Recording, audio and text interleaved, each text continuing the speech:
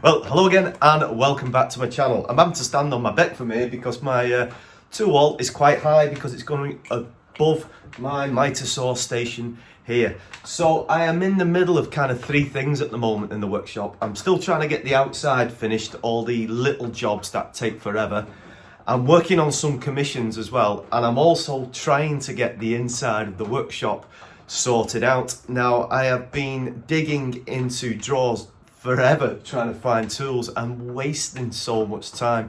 So this became a priority. So I decided to build a tool wall, and I'm going to put another one on the other side as well.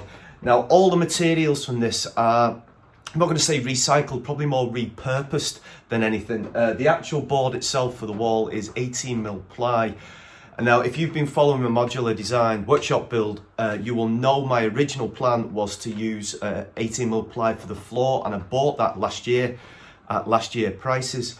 Unfortunately, it had to spend a winter under the tarps and it didn't cope too well. There was some water damage and stuff, and I wasn't going to risk it putting down on the floor. But it's going to be great for workshop projects like this and for building cabinets and storage and that kind of thing.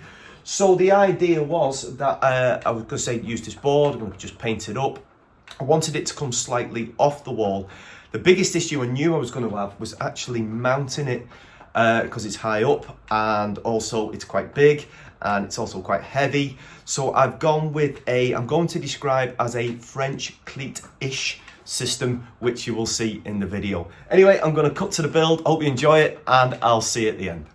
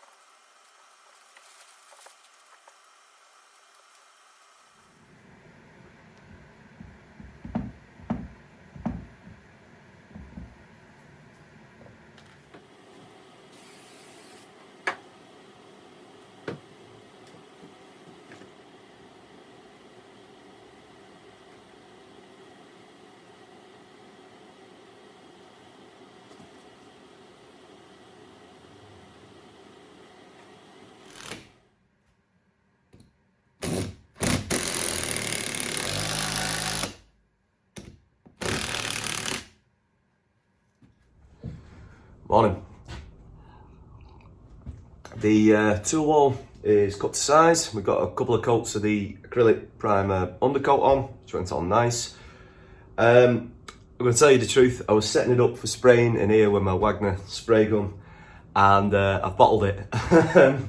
It's not set up for spraying yet in here. I need to get like a part like cordoned off, if you like, with a booth with some, you need like shower curtains or something like that, because it took me a long time to build this place, and I've got some nice tools in here and I don't want it covered in white dust. Yeah, white paint dust. So I'm just going to roller it on. Probably not get as good an effect, but it's a tool wall.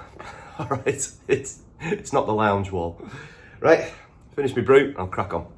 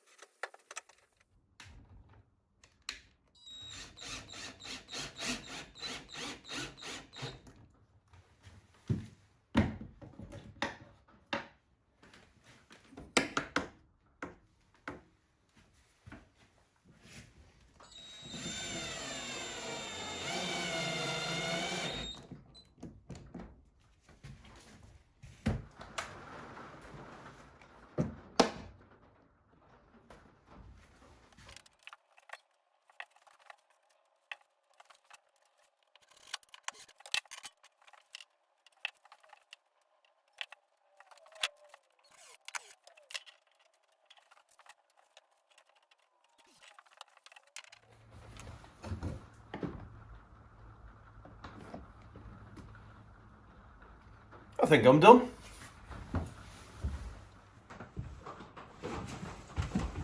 Well, I hope you enjoyed that build. Apologies for the noise in the background, by the way. It's absolutely lashing it down outside.